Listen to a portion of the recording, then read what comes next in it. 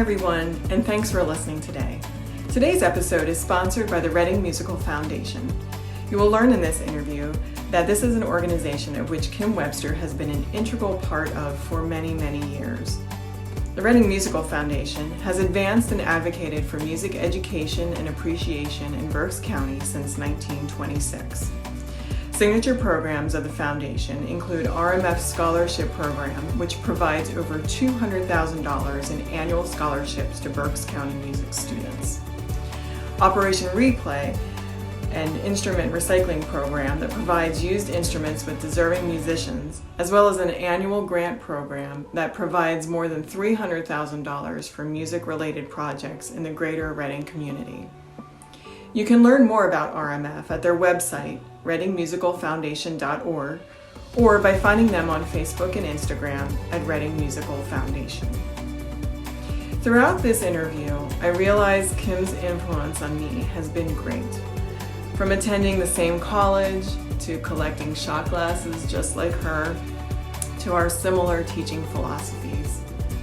I'm really indebted to her for her influence, her practicality, not only in remaking, but in life, and the kindness she has extended to me as a student, and in giving me many opportunities to become grounded in this area as an oboist. Without her, there would be no me, and well, not as an oboist anyway. And I thank her for being my oboe mom. Here is Kim's life between the notes. Well, welcome everyone to Life Between the Notes, where we are going beyond the bio and bringing you interviews of your favorite South Central Pennsylvania musicians. I am Kirsten Myers, and my co-host Morgan Davis is here today as well. Hello, Morgan. Hi. So glad to be here and not in the car. Right, she's had a long morning already, and it's only 10 a.m. So, but we are thrilled today to have Oboist Kim Webster joining us. So hello, Kim, and thank you so much for taking the time to chat with us today. Oh, this is going to be fun. Thank you for inviting me. Of course, yeah, absolutely. So Kim received her BS in music education from Indiana University of Pennsylvania. She's a former member of the Reading Symphony, Johnstown Symphony, and the Allentown Symphony. Currently, Kim is a member of the Reading Pops Orchestra, Berks Chamber Orchestra, the Glen Ellen Trio, or is it Glen Allen? Glen Allen. Glen Allen. And the Music in the Schools Woodwind Quintet. She has performed with the Pottstown Symphony, Reading Civic Opera Orchestra, Reading Choral Society Orchestra, the Bach Choir of Bethlehem, and the Lehigh Valley Chamber Orchestra. She has a private teaching studio for oboe students ranging from grade 5 up through the, quote, more mature, end quote, students. Her current and former students are members of the Reading Philharmonic Orchestra, the Wyomissing Band, the Horizon Senior Citizens Orchestra, the Ringgold Band, and the Reading Symphony Youth Orchestra, as well as county, district, regional, and state bands and orchestras. She is an adjunct faculty member at Kutztown University. She is also a member of the Reading Musical Foundation Board, heading up the scholarship committee. So, and full disclosure that I also have an insider's track here. Kim was my private oboe teacher from 6th through 12th grade. Don't know how she survived that, but so I started with her way back in 1986. And so I did a little math. And so we've known each other for 36 years. Oh my God. I know. I love this. It's crazy. Yeah, it was like 36. That's nuts. All right, well, anyway, but it's been great. It's been a great thing to actually eventually go from being your student to, you know, colleague and friend. And it's just a neat relationship to have with your teacher. Yeah. Yeah. So anyway, so Kim, why? This is the big question, because why would you choose the oboe? Okay. I always I always ask my students this because I think it's fun to learn how someone stumbled into this. I literally stumbled into it. I started piano in maybe first grade, and in seventh grade, we had an assembly, and the band director stood up and he wanted people to play oboe or bassoon, and he wanted people who already played piano because he didn't want to have to teach them the music part. And, you know, I often think, well, where would I be if he hadn't needed double reed players at that point in time? What would I be doing? So yeah, God has odd plans for us sometimes. So, and I'm not quite sure why I picked oboe over bassoon. My parents took me to symphony concerts, so I must have known what it was, but they don't tell you when you start out that you have to learn to make reeds. no. Yeah. So they wait till you get hooked on that. Yeah. Yeah, you know, it's like a drug, right? Yes. You're like, oh, here's an oboe. It sounds beautiful, although it can sound like a duck. But they don't tell you that, like, slippery slope of, you know, getting into reed making. Right. But that's how I got started. Huh. Yeah. I didn't know that. That's interesting. And that was in sixth grade, you said? Seventh grade. Seventh grade. Yeah, he wanted, so I started the summer after seventh grade. Okay. Wow. Right. So then you just continue to play through high school? Right. Okay. Right. I picked up saxophone to be in the marching band. Yeah. But yeah, otherwise I just kept playing oboe. Okay. And where did you grow up? In Berks County. Where? I went to Governor Mifflin School District. Okay. Great. Wow. So you've been in Berks County all of your life except for when you went to college then? Right. Yeah. Wow. Yeah. Why did you come back? Well, when I got out of college, the teaching, getting a job in a school was difficult because there was a glut of teachers. So I had a job at a bank for the summers.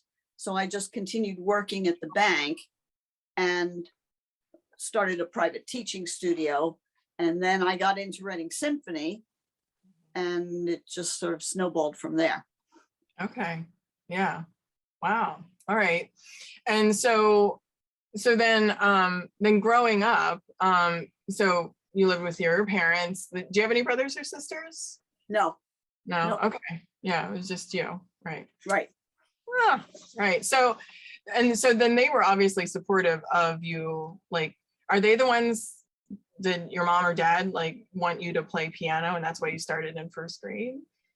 Yeah, we had a piano. My dad played piano just for the fun of it. He was not a musician as such. And I probably poked at it when I was a little kid, so they started me on lessons. Yeah. Okay. Yeah. Wow, that's great. And so when you were in school, like what activities were you involved in? Like marching band, you said, with saxophone you were. Right. Mostly just band, orchestra, and chorus. I was not a sports person at all. Yeah, I can relate to that. Okay, so we talk about like practice habits and practice ethics and that kind of thing. So when you were in high school, I mean, did you practice a lot, a little? Like, what was that like for you? I did practice. I think my parents made me practice. And that's something when you're teaching and the parents say to you, well, I have to make them practice. What do I do? And I tell them that when I remember my parents having to make me practice, but I think once I was there at the piano or playing the oboe, I was probably fine. So I think there's a fine line that parents have to walk with. Well, you have to go practice, but you know, do I have to tie you to the seat to make you practice and stay there? Yeah. And that's half the battle. honestly, Yeah. with lots of things, actually, like just getting yourself there to do it. Like when Right. doing it is fine. It's like exercise, like Exactly. that kind of thing, Kim, Or I'm curious. Do you think being an only child had an effect? Like I was an only, and we didn't live in a neighborhood. We lived like kind of far away from things. Like it was rural. And so I think I practiced a lot as a kid because I didn't have siblings to play with and I needed to like find ways to not be bored. Do you think that any Oh. of that was a factor in your practice as a kid?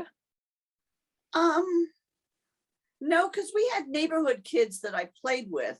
Mm-hmm. Although by the time I started playing oboe, I was probably not running around with the neighborhood kids because you're more Right. into the junior high friends and high school friends. Mm-hmm. But that's interesting. But I probably not. No. Yeah. I'm always curious. I mean, I think some of mine had to do with like where I lived, but I'm sure some of it was being an only, on the weekends and my parents were busy doing things.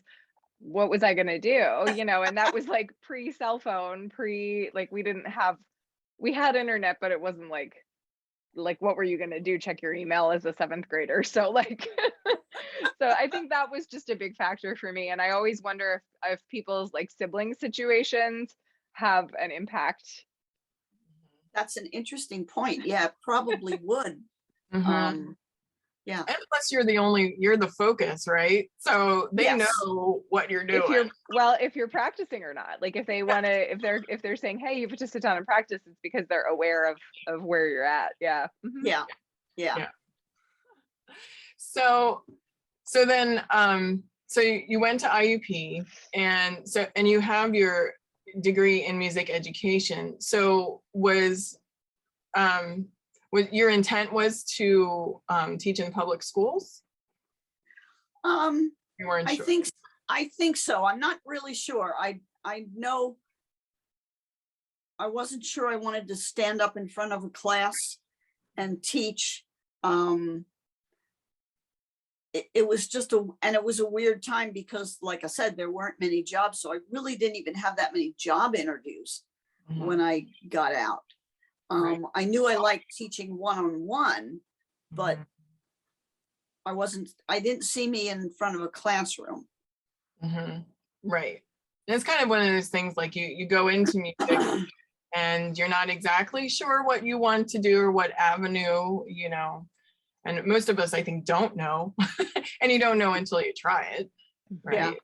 And well, and one of the questions that you gave me some pre questions here, was, what you advise your students who want to go into music. And I always tell them to get an ed degree, even if they're not sure they want to teach, because I've known so many people who have gotten a BA degree thinking they want to go play and perform, and they can't earn a living. Right. And they go back to get their education courses. Whereas if you get the ed degree, you have it. If you don't use it, it's not a big deal. Right. And I guess that's why I have my ed degree. Because of you. I imagine that you gave me that advice. Oh, probably, yes. I'm sure you did, right? And but yes, I mean, and you never know too, like, years down the road that you may want to teach in public school, or you just don't know. I mean, yeah, you don't. I mean, when you go to college, you may not envision that you could be in a classroom, and then halfway through college, you go, "Oh, I really like this," or "I'm really good at this." Right. And then you have to backtrack and pick up the education courses. Right. Yeah. So, so when you were at IUP, so your teacher was Dr. Lloyd, Robert Lloyd, right? He was your oboe teacher. And so I went to IUP as well. I guess I wanted to be like Kim, like this. So then I was like second generation Dr. Lloyd student too. So, so when you were at IUP, like who was your most influential teacher, would you say? Sorry. Well, you don't have to get all choked up about it. which, you know, I think often like it's our private teacher, like our instrument. Dr. Lloyd was definitely most influential.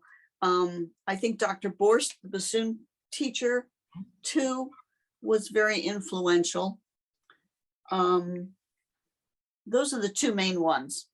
Yeah, and those are the teachers that you're around the most. You're with them for all, you know, 4, 5 years, you know, that you're there. Like, who was your most influential teacher? Like, you took private lessons in high school then, or no? Yes. I think I had lessons in maybe 8th or 9th grade with a woodwind guy. And then I took lessons from Don Rentschler, who lived in Lancaster County, and he taught at Warwick High School, I think, for a while, and played in the Reading Symphony for a while. Okay. Yeah, and I don't know that name. I've never. Yeah, it was probably before your time. I know at one point when I graduated from college, he gave me his oboe. He had 3 or 4 oboe students, and he was a golfer. He liked to go out and golf, so he just didn't want to teach anymore. Right. And they're oboe students, so yeah. Yeah. Give them to an oboe person. So right. So you came back to Berks County. What is it that you like about teaching in this area and or performing in this area?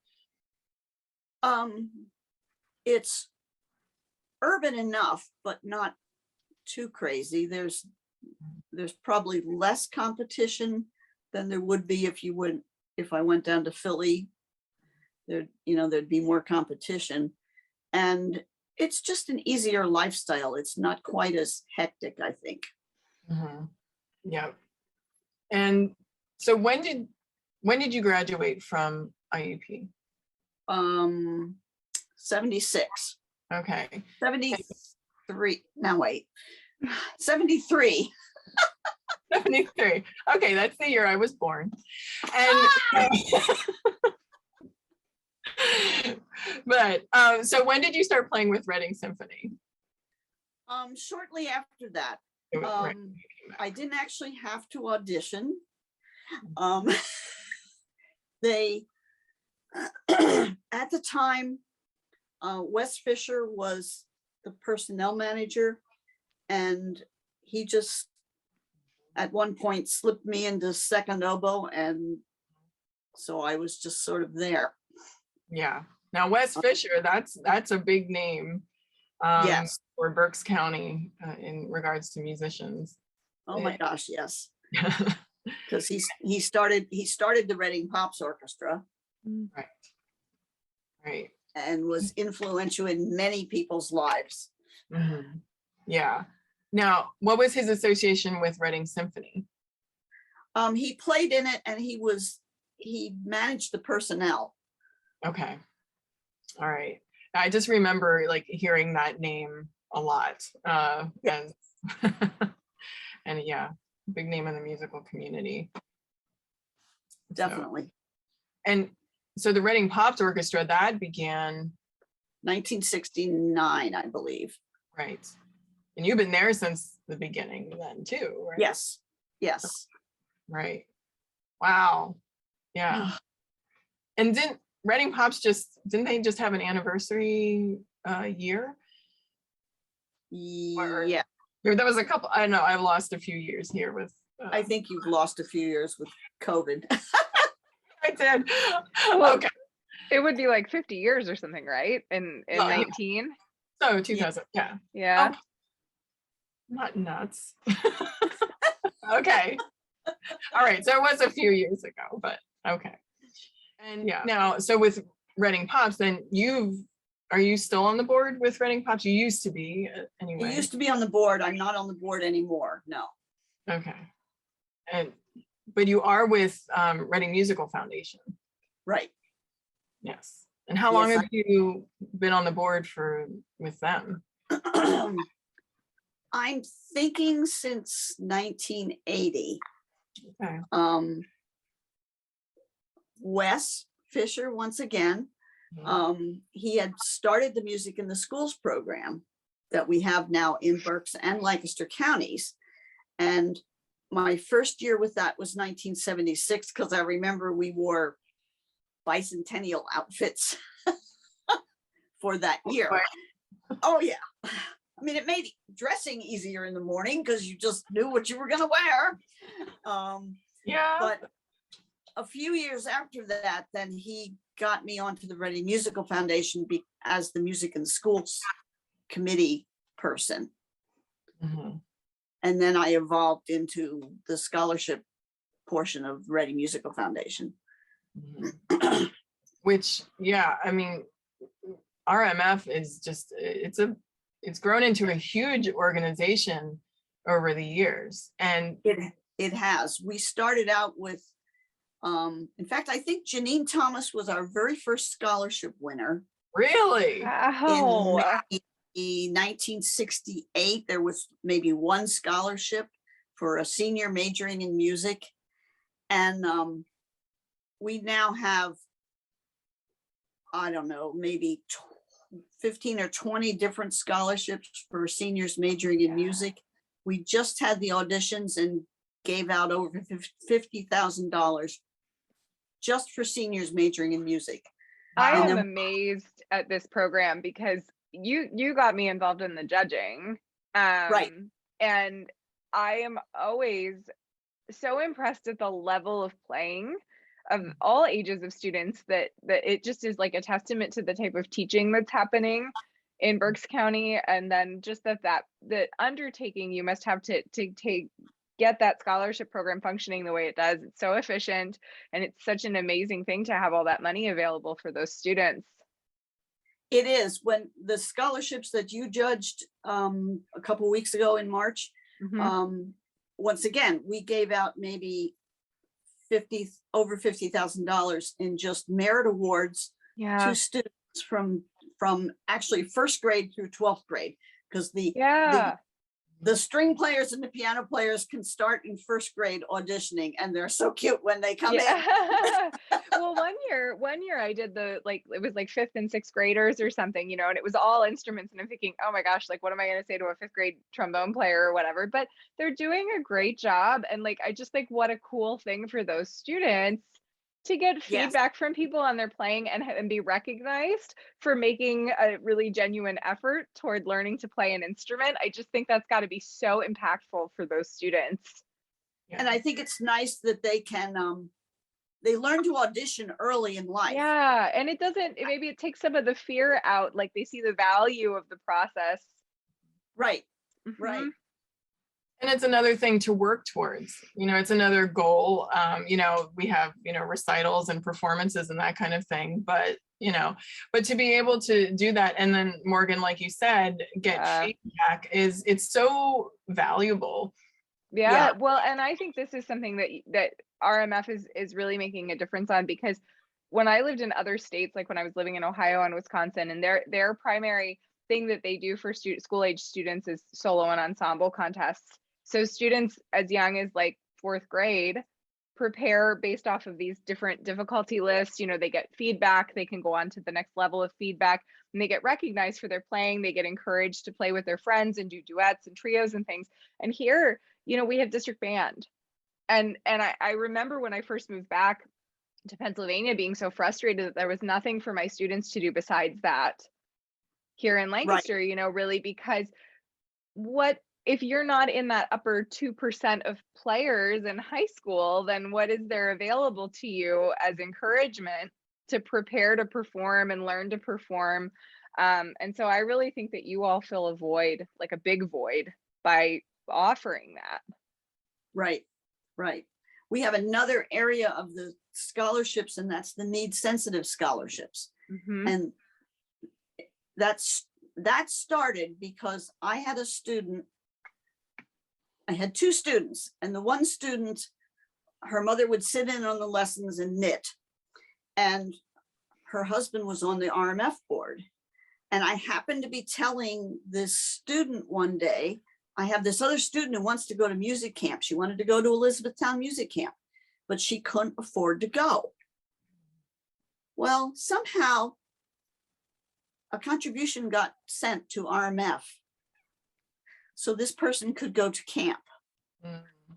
And that's how the need sensitive scholarship started, because the board realized, well, there are people who can't afford lessons. They can't afford to go to music camp. If they want to major in music and do the music major scholarships, how do they get the experience if they can't afford lessons? So that's another big part of the scholarships. And now we have people who are on need sensitive scholarships who are actually auditioning for the merit scholarships and winning some money with that. Yeah. Right. That's fantastic. Yeah. And really one thing special. to another, you know, it's just, yeah, like you go from like the need based to merit based because they were able to take those lessons. So it all like kind of builds on itself. And yeah, that's amazing.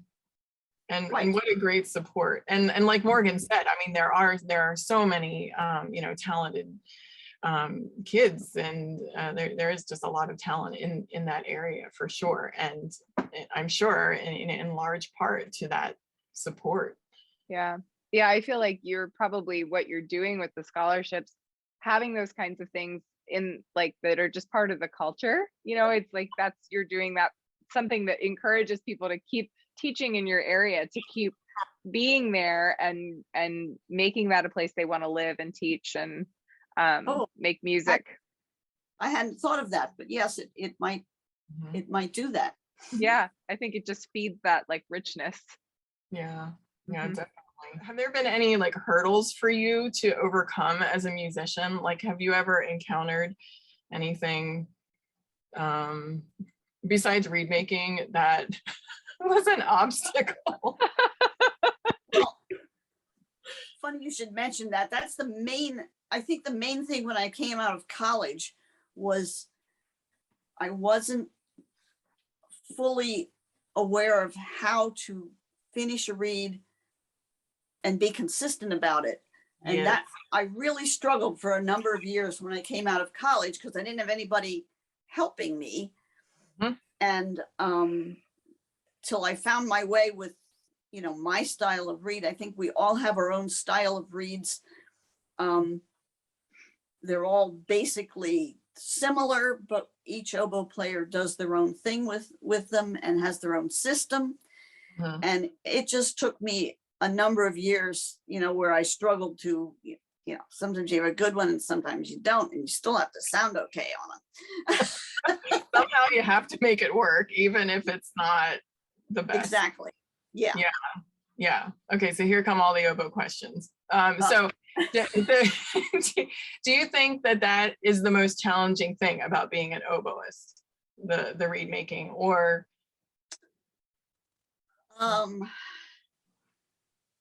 Yes, I think so, because if you have a good reed to play on, life is wonderful.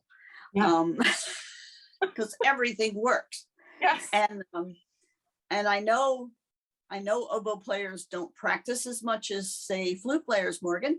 But that's because we need something to play on. So we spend most of our time making reeds. And then if we have a good reed, life is good.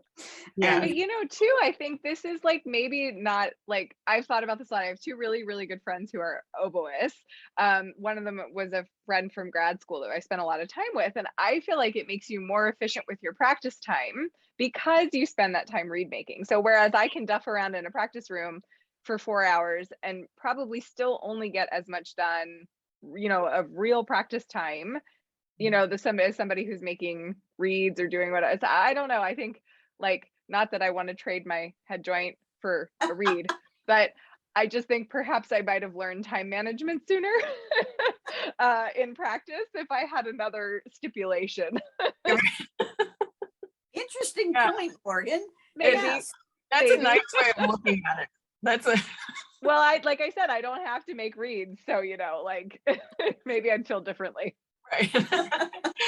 Yeah. It's like how if you had to guess like how many hours you spend a week working on reeds, like what be an estimate?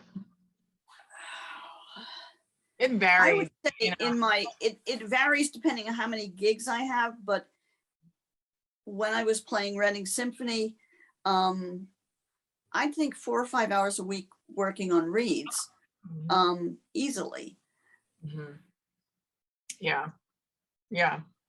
And that, I think it's also, well, you know, physically, I think with oboe, and as I get older, I am noticing this more, that like it just gets it gets harder. Like stamina Yes. is one thing, and then also just like the constant, like, you know, crouching. Hunching over. Yes, right. Start to look like yeah, I don't know, but I really have to, like, you know, like open myself up, and I kind of like and stretch a lot more, because like if you're doing a lot of that kind of work, that repetitive work, yeah. Yeah. and yeah. And the arthritis in the fingers affects that as you get older. You have trouble sure. holding the knife and read. Yeah. And then your eyes too, because you're looking at such a small thing, and Right. then like being able to like focus on all of that, that's, yeah. I feel that Yeah. even just reading sheet music, you know, and then teaching, and how and especially post COVID, how close or far away am I to my students? Can I Yeah. see what they're doing? It's like I can't read accidentals from it, you know, and you start to think, what's wrong with me? And you realize, like, oh right, it's just like I'm aging, and also like Yeah. I'm probably not blinking. Right. And these hours Right. of staring at this tiny thing. I think at some point we all end up with music glasses, which is different from bifocals. It's about 1 foot difference. But I noticed that at some point the Sharps and Naturals started looking alike, and I thought, Yeah. okay, I need to go to the eye doctor. Yeah. So Right. I got music glasses. Because supposedly you're supposed to watch the conductor as well. So you're shaking your head. Which is more important? Okay, so my music glasses, the upper, say 2/3 are for the music, Yeah. and then the lower 2/3 and the upper third is somewhat distance, but it's a blurry distance. But I tell the eye doctor that's okay, because conductors don't need to be in focus. Right. It is kind of peripheral, you know, not that they're peripheral, but No, it makes you able to avoid those glares. You know, you don't make eye contact because you don't know they're coming your direction. Yeah, exactly. True. Ignorance is bliss. There we go. Yeah. So would you, if it comes down to making reads or practicing, what do you prefer? Do you have a preference, or? I actually prefer practicing. But one of the reasons I retired from Reading Symphony was I was tired of only practicing the hard stuff, because the technical aspects of playing the oboe, fingering and tonguing, is not my strong suit.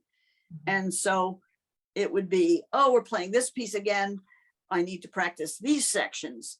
And I wanted to play more melodic music and just enjoy music more. And that's one of the reasons that I finally retired. I mean, I was with them for 41 years. Yeah, right. I was going to ask, like, how, wow.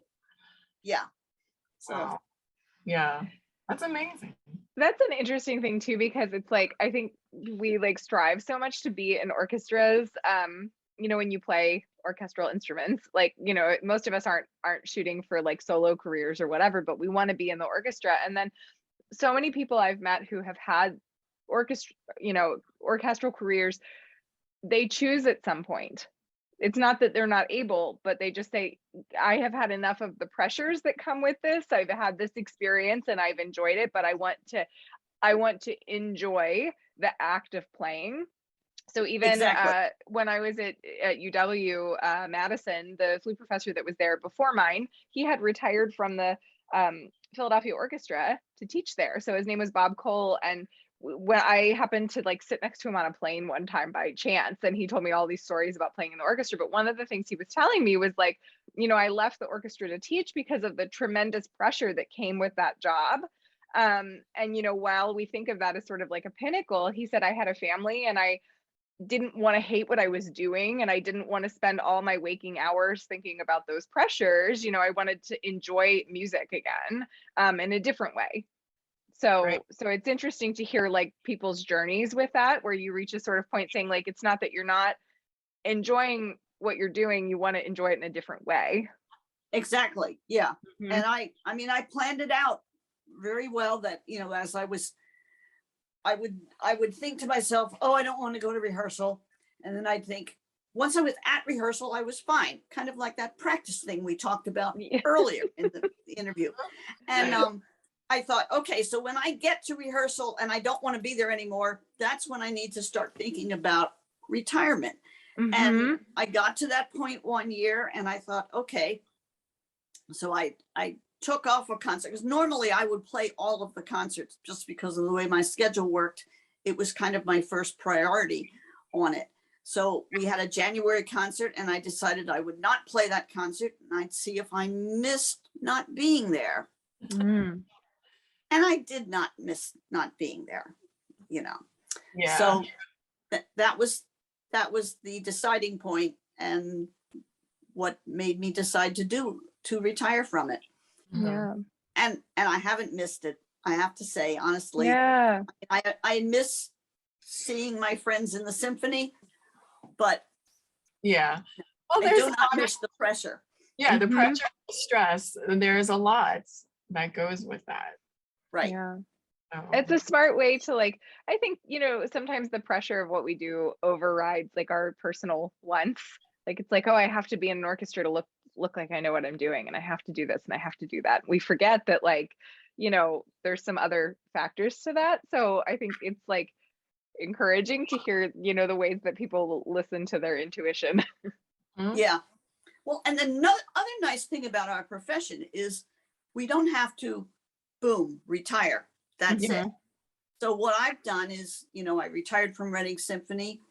I've chosen to say no to gigs that I think I just don't feel like the pressure. I want to play those gigs.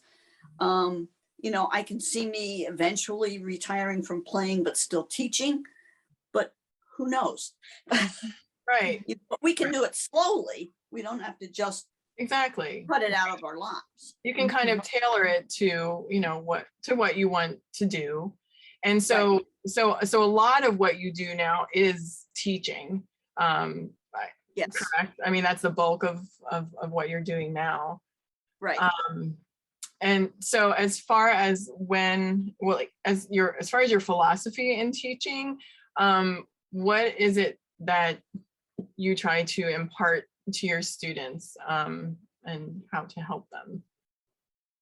Well, I try to not necessarily make oboists out of all of my students, because first of all, there'd be too many oboe players in the world.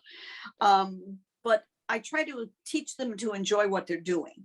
I want to teach them to appreciate music so that even if they never play again after high school, they can be an audience member. They can go enjoy the concerts, and enjoy music. You know, I don't want to make it stressful. Right. If I have a student who wants to quit lessons for whatever reason, you know, they're too busy or they just don't like it anymore, I always try to leave it with, well, you know, if you decide you want to come back, that's fine. Don't feel bad that, you know, don't feel like you can't call me and start up again, because I want them to enjoy it. Right. So, Because and I often feel too, there's no sense in pushing something that, you know, if they have no desire to do it, it's not fun for anybody. It's not fun for them or the teacher or their parents. right. Or their parents, yes. Yeah. But I think it's so practical or like realistic to teach people to be consumers of music, even if they're not the ones making it anymore, to enjoy like the benefits of it for themselves. Yeah. You know, ongoing. And with all the work that goes into the practicing, they do appreciate like what it takes to put on a performance and that kind of thing. Right.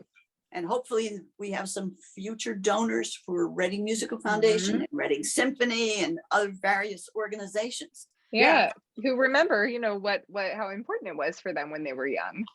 Right. Yeah. Yeah. Well, your donors are more so probably coming from the people who don't end up being musicians anyway. So Yes. yes. Yeah, exactly.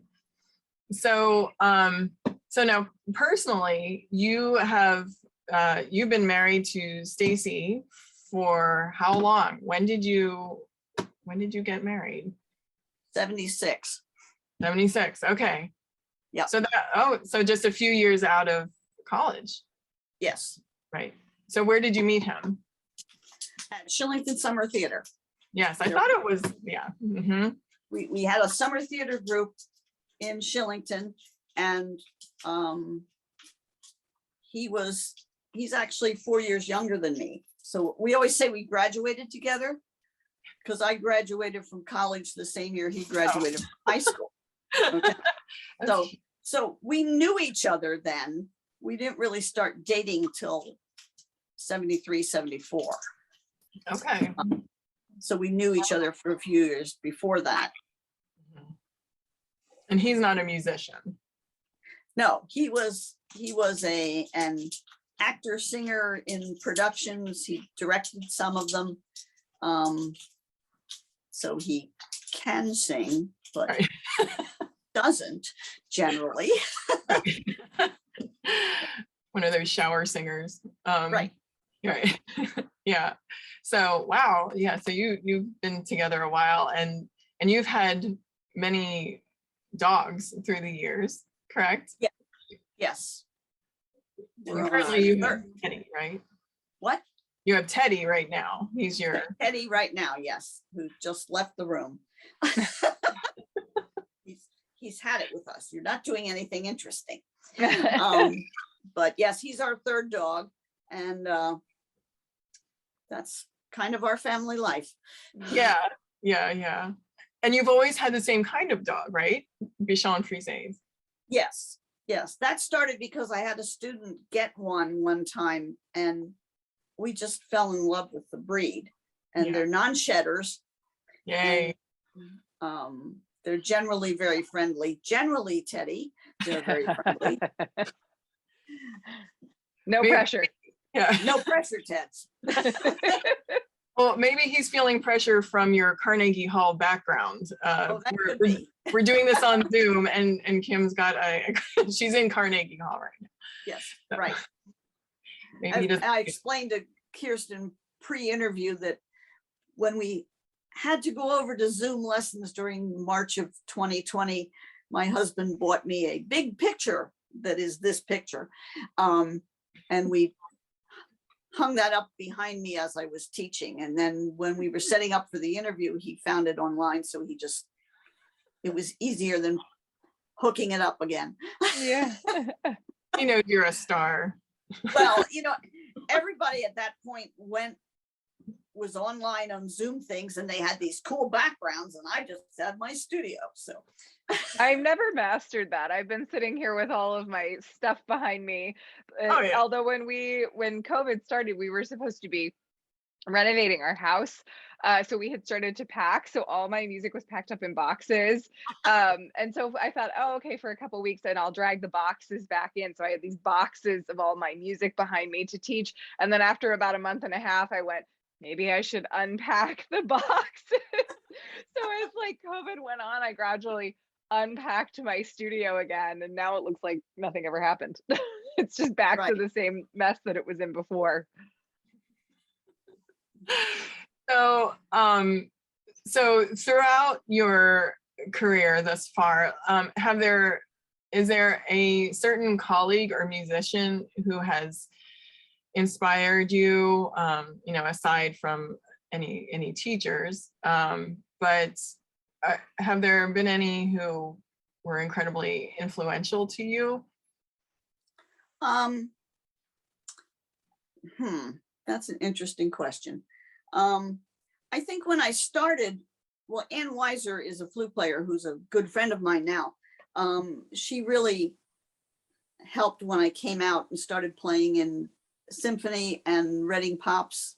And then in Reading Pops, we ended up sitting next to each other and ended up becoming friends.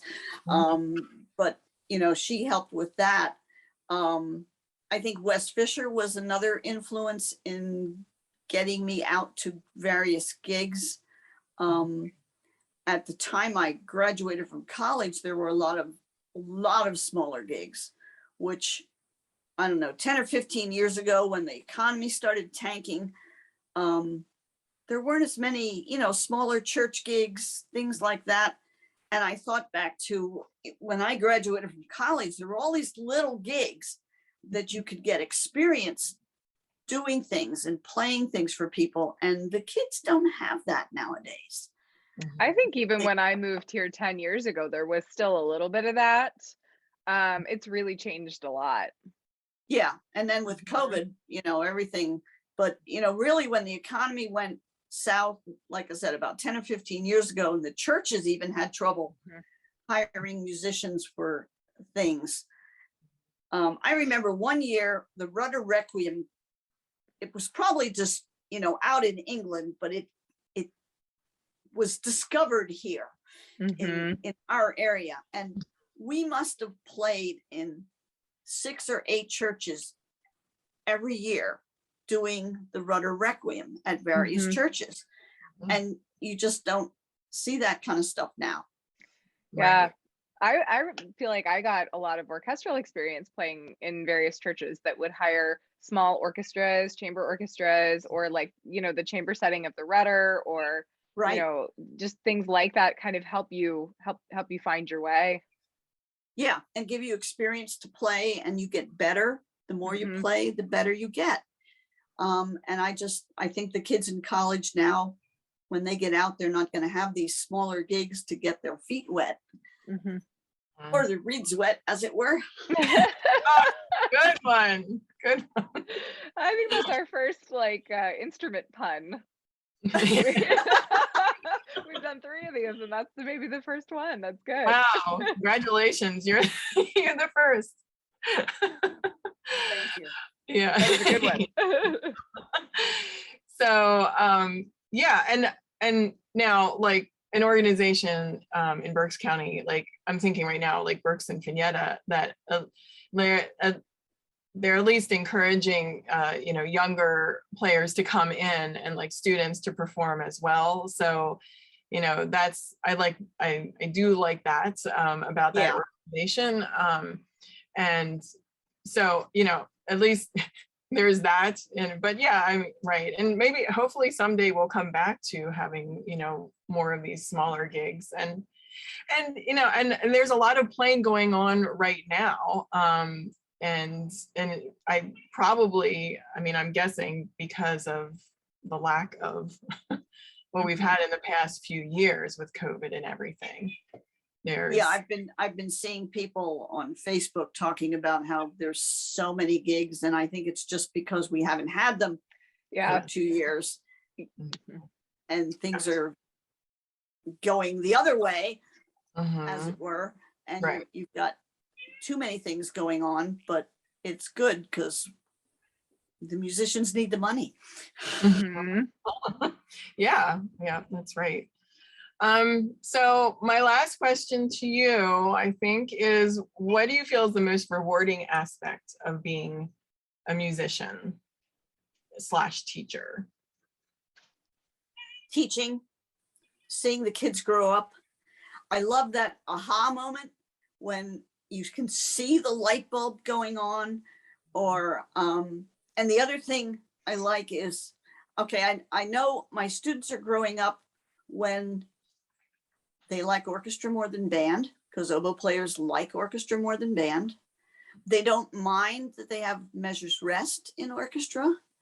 And, oh, look, there's a string piece, so I don't have to play.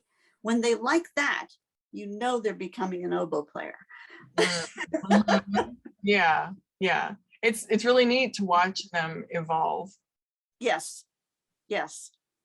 You know, and you've got some who maybe weren't so good when they were in 5th grade, but, you know, they get to 8th or 9th grade and they start blossoming. And like I said, you can just see the light bulb click on, oh, this is what she's been talking about all this time, you know, because you spend a lot of time when you're teaching saying the same thing many different ways till they get it.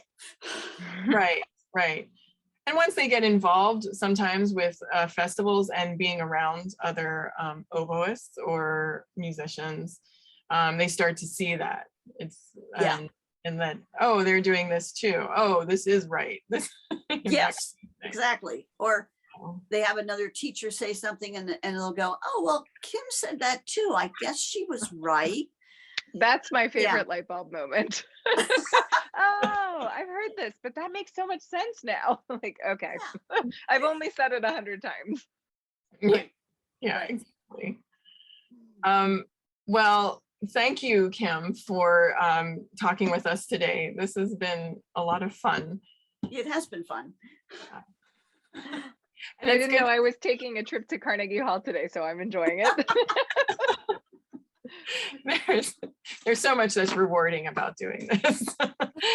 But it's been great because often like we don't get to talk like this a whole lot, and especially like via Zoom. I think we're all used to like seeing our students, but you know, we don't always get to talk to each other right away. So it's great.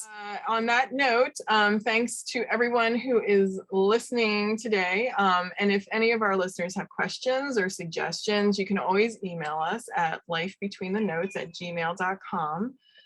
In addition, you can find us on Facebook, Instagram, and wherever you listen to your favorite podcasts. So have a great day, and thank you to everyone for all of your support, and thanks for coming out today, Kim. Thank you for having me. Absolutely.